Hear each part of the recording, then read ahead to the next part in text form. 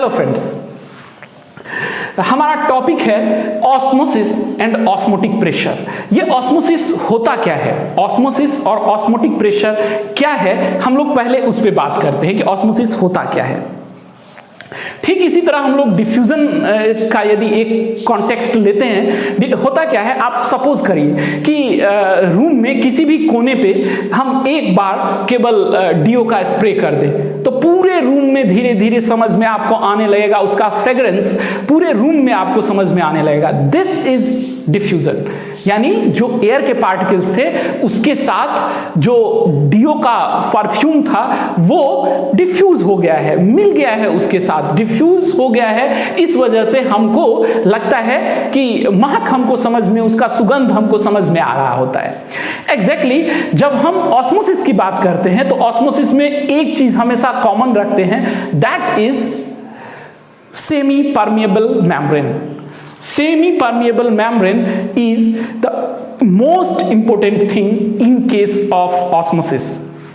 Suppose करते हैं हमारा एक सॉल्वेंट है, इसमें हमने सॉल्वेंट को रखा है and we have another vessel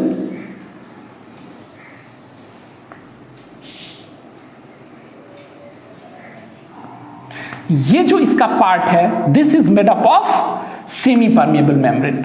अब इसमें हमने सॉल्यूशन के पार्टिकल्स को रखा है। Solution is the homogeneous mixture of solute and solvent. Solute और सॉल्वेंट का जो होमोजेनियस मिक्सचर होता है उसको हम सॉल्यूशन बोल रहे हैं। यहां पे हम सेमी परमिएबल मेम्ब्रेन रखते हैं। यदि यहां सॉल्वेंट है, यहां सॉल्वेंट है, तो ये जो सॉल्वेंट के पार्टिकल्स हैं वो धीरे धीरे अंदर की तरफ मूव करना शुरू करते हैं with the help of this semi permeable membrane। अब जनरली हमारा जो कॉन्सेंट्रेशन का कॉन्सेप्ट है वो ये है कि सॉल्यूट पार्टिकल्स यदि बढ़ता है, सॉल्यूट पार्टिकल्स यदि सॉल्यूशन में हम बढ़ा रहे हैं तो सॉल्यूशन को हम ज्यादा कंसंट्रेटेड कंसीडर करते हैं। बट सेमी परमिएबल मेम्ब्रेन में सॉल्यूट के पार्टिकल्स कंपैरेटिवली साइज में बड़े होने की वजह से कभी भी सेमी परमिएबल मेम्ब्रेन से पास नहीं करते। इसका मतलब है जब भी कोई सॉल्यूशन ऐसा है और सेमी परमिएबल मेम्ब्रेन के थ्रू ट्रांसपोर्टेशन होना है पार्टिकल का, तो सॉल्यूट के पार्टिकल्स कभी फ्लो नहीं करेंगे। पार्टिकल्स जब भी फ्लो करेगा तो सॉल्वेंट का, क्योंकि सॉल्वेंट के पार्टिकल्स साइज में कंपैरेटिवली छोटे होते हैं। तो जहां हम कंसंट्रेशन टर्म का जो कॉन्टेक्स्ट रखेंगे वो अकॉर्डिंग टू द सॉल्वेंट। जिधर सॉल्वेंट का कंसंट्रेशन ज्यादा होगा उधर से, जिधर सॉल्वेंट का कंसंट्रेशन कम होगा उधर की तरफ सॉल्वेंट के पार्टिकल्स का ही फ्लो होगा। ऑस्मोसिस में इस चीज को हम ध्यान रखते हैं, फ्लो ऑफ सॉल्वेंट पार्टिकल को ही कंसीडर करते हैं, क्योंकि सेमी परमिएबल मेम्ब्रेन सिर्फ और सिर्फ सॉल्वेंट पार्टिकल्स को अलाउ करता है जाने को। तो अभी ये जो सॉल्वेंट के पार्टिकल्स हैं वो फ्लो करेंगे यहां, क्योंकि इसमें सॉल्यूट भी है, इस वजह से सॉल्वेंट का पार्टिकल्स इधर कम है comparatively pure solvent. That means the solvent particles जो इधर है वो इजीली फ्लो करेगा inside the solution through semi permeable membrane, और इस वजह से इस सॉल्यूशन का लेवल धीरे धीरे हम देखेंगे बढ़ रहा है, क्योंकि यहां सॉल्वेंट पार्टिकल्स फ्लो कर जाएंगे इस वेसल से इस वेसल में, क्योंकि यहां प्योर सॉल्वेंट का कंसंट्रेशन ज्यादा है और यहां प्योर सॉल्वेंट कम है। अब यदि ऑस्मोसिस को हम समझने की कोशिश करें तो ऑस्मोसिस को डिफाइन करने का सबसे इजी तरीका है flow of solvent particles through semi permeable membrane from higher concentration of solvent to the lower concentration of solvent। Solvent के हायर कॉन्सेंट्रेशन से लोअर कॉन्सेंट्रेशन तक जो सॉल्वेंट पार्टिकल्स का फ्लो होता है थ्रू सेमी परमिएबल मेम्ब्रेन, उसको हम बोलते हैं ऑस्मोसिस। लेकिन यहां पे एक और बात है, ऑस्मोटिक प्रेशर भी यहां हमको समझना है। असल में जो कॉलिगेटिव प्रॉपर्टी है वो है ऑस्मोटिक प्रेशर। बिना ऑस्मोसिस को समझे हम ऑस्मोटिक प्रेशर को समझ नहीं सकते थे। दैट्स व्हाई हम लोगों ने पहले डिस्कस किया है कि ऑस्मोसिस होता क्या है। अब हम लोग बात करते हैं ऑस्मोटिक प्रेशर क्या है।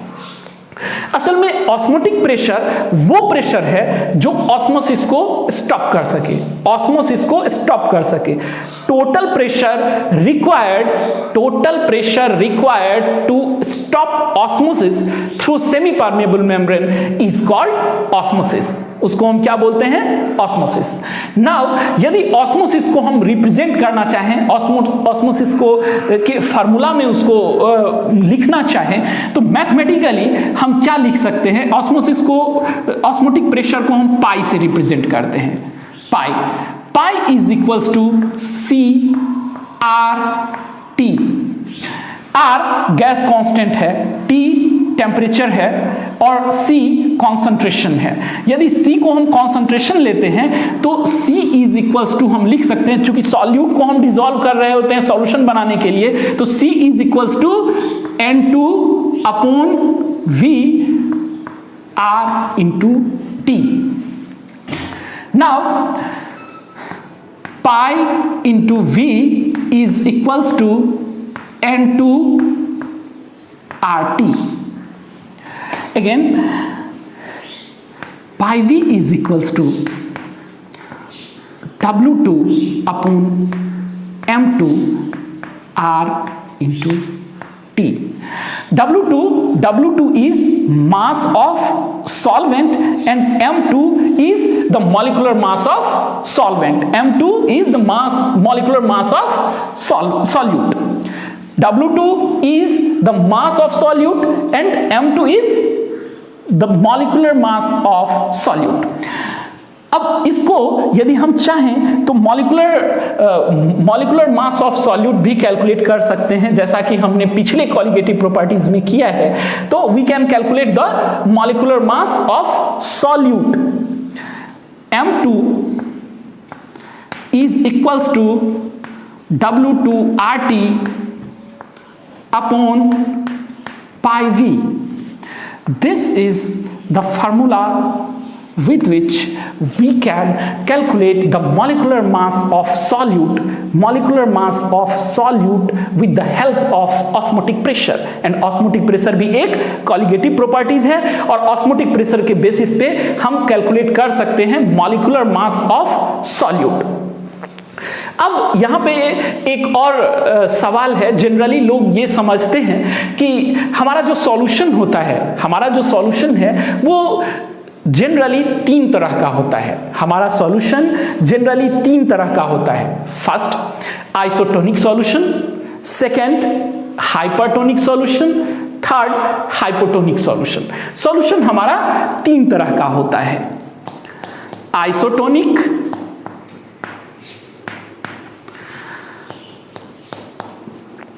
hypertonic and hypotonic। ये तीन तरह का सॉल्यूशन होता है। अब आइसोटोनिक सॉल्यूशन किसको कहते हैं? एक एग्जांपल है, आप जनरली ऐसे समझिए कि हम लोगों का जो बॉडी है, बॉडी के अंदर जो सेल्स होते हैं, हम लोगों का बॉडी सेल्स से मिलके बना हुआ होता है and cells are the building block of our body. और सेल का सबसे बाहरी हिस्सा और सबसे बाहरी जो लेयर होता है दैट इज सेल मेम्ब्रेन। किसी भी लिविंग सेल का सबसे बाहर का जो लेयर होता है उसको हम सेल मेम्ब्रेन बोलते हैं और वो सेल मेम्ब्रेन सेमी परमेबल होता है। यदि हम अपने बॉडी फ्लूइड की बात करें, बॉडी के अंदर का जो बॉडी फ्लूइड है उसकी बात करें, तो उसमें NaCl होता है 0.9% मास अपॉन वॉल्यूम, या हम इसको लिख सकते हैं वेट अपॉन वॉल्यूम। NaCl का कॉन्सेंट्रेशन जो हमारे बॉडी फ्लूइड में होता है वो होता है 0.9% वेट अपॉन वॉल्यूम।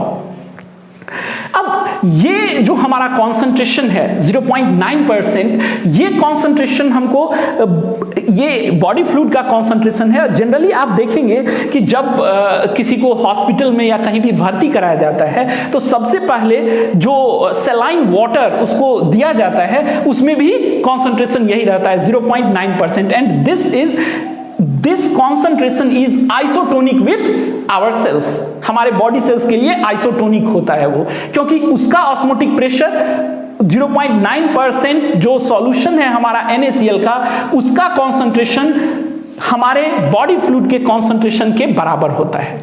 तो यदि 0.9% के बराबर है तो हम उसको बोलेंगे आइसोटोनिक, और यदि वो 0.9% से ज्यादा होगा, यदि हम ब्लड सेल्स को या किसी लिविंग सेल्स को ऐसे सॉल्यूशन में रख देते हैं जहां का कॉन्सेंट्रेशन 0.9% NaCl के कॉन्सेंट्रेशन से, सॉल्ट के कॉन्सेंट्रेशन से ज्यादा है, तो होगा क्या कि जो हमारा ब्लड सेल्स है, जो ब्लड सेल्स या कोई भी लिविंग सेल्स है, वहां सॉल्वेंट बाहर सॉल्यूट ज्यादा हो जाएगा, तो सॉल्वेंट अंदर से बाहर निकलने लगेगा। ऐसे सिचुएशन को एक्सोऑस्मोसिस कहेंगे, और जब बाहर से सॉल्वेंट का फ्लो अंदर होने लगता है, ऐसे सिचुएशन को हम एंडोऑस्मोसिस कहेंगे। यदि 0.9% NaCl से ज्यादा कॉन्सेंट्रेशन है बाहर, तो हम ऐसे सॉल्यूशन को हाइपरटोनिक सॉल्यूशन बोलेंगे, और यदि उससे कम है तो उसको हम हाइपोटोनिक बोलेंगे। और इस तरह से एक्सोऑस्मोसिस और एंडोऑस्मोसिस की वजह से हम ऑस्मोसिस के डिफरेंट एक्शन को लिविंग सेल्स पे भी देख सकते हैं। कई बार यदि हम लिविंग सेल्स को सॉल्ट सॉल्यूशन में रख देते हैं तो लिविंग सेल्स से सॉल्वेंट का फ्लो आउटसाइड होने लगता है, लिविंग सेल श्रिंक कर जाता है, और इस प्रोसेस को हम एक्सोऑस्मोसिस बोलते हैं। लेकिन यही यदि हम हाइपोटोनिक सॉल्यूशन में उसको रख दें तो वहां सॉल्वेंट ज्यादा होगा, और सॉल्वेंट का flow towards the living cells के सेल मेम्ब्रेन के थ्रू लिविंग सेल्स के अंदर होने लगेगा। इसको हम एंडोऑस्मोसिस बोलते हैं, और इस वजह से जो लिविंग सेल होगा वो स्वेल कर जाएगा, वो स्वेल कर जाएगा, टर्बिड हो जाएगा। ये जो हमारा कॉन्सेप्ट है, ये कॉन्सेप्ट हमारा ऑस्मोटिक प्रेशर के कॉन्टेक्स्ट में सॉल्यूशन का है। दूसरा इंपॉर्टेंट पार्ट इसमें एक और है जिसको हम लोग बोलते हैं रिवर्स ऑस्मोसिस। रिवर्स ऑस्मोसिस क्या होता है कि यदि हम सॉल्वेंट का, मान लीजिए किसी सॉल्यूशन को हम इस तरह से, एक बार आप रिवर्स ऑस्मोसिस के प्रोसेस को देखेंगे तो आपको समझ आ जाएगा। रिवर्स ऑस्मोसिस असल में आरओ सिस्टम में यूज होता है, जो वाटर प्यूरिफायर्स में जनरली यूज किया जाता है। ये रिवर्स ऑस्मोसिस होता कैसे है, ये देखिए। ये मान लीजिए हम एक सॉल्यूशन ले रहे हैं, एक सॉल्यूशन इसमें है,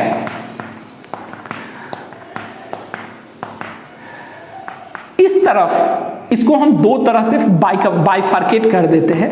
इस तरफ हमारा सॉल्यूशन है, ये सेमी परमिएबल मेम्ब्रेन है, ये सेमी परमिएबल मेम्ब्रेन है, और इस तरफ प्योर सॉल्वेंट है, और इधर सॉल्यूशन है। तो जनरली होगा क्या कि सॉल्वेंट के पार्टिकल्स जो होंगे वो इधर से फ्लो करेंगे इस तरफ थ्रू सेमी परमिएबल मेम्ब्रेन। लेकिन यदि हम सॉल्यूशन से सॉल्वेंट को एक्सट्रैक्ट करना चाह रहे होते हैं तो फोर्सफुली इधर हम क्या करते हैं कि फोर्स और प्रेशर इंपार्ट करते हैं। यदि यहां हम प्रेशर दें, यहां यदि हम प्रेशर बढ़ा दें तो होगा क्या कि फोर्सफुली जो सॉल्वेंट के पार्टिकल्स इधर सॉल्यूशन की तरफ होंगे वो फ्लो करने लगेंगे सॉल्वेंट की तरफ, तो हम प्योर सॉल्वेंट को कलेक्ट कर पाएंगे। प्योर सॉल्वेंट को कलेक्ट करने के लिए हम क्या करेंगे, सॉल्यूशन साइड में प्रेशर इंपार्ट करेंगे। With the help of those pressure, pure solvent from the solution side went और transfer to the pure solvent side, pure solvent की तरफ जाने लगेगा। यही वजह है कि हम लोग वाटर प्यूरिफायर सिस्टम में रिवर्स ऑस्मोसिस का यूज करते हैं। रिवर्स ऑस्मोसिस प्रेशर के थ्रू सॉल्वेंट का फ्लो कराता है, जिससे हमको प्योर सॉल्वेंट या प्योर वाटर मिलता है। ये हमारा ऑस्मोसिस वाला पार्ट था। आप लोगों को कोई भी सजेशन देना हो तो आप लोग सजेशन बॉक्स में कमेंट कर सकते हैं, और हम लोग और अच्छे से इंप्रूव कर सकते हैं इस चैनल को, और लर्निंग कंटिन्यू रख सकते हैं। Happy learning, thank you.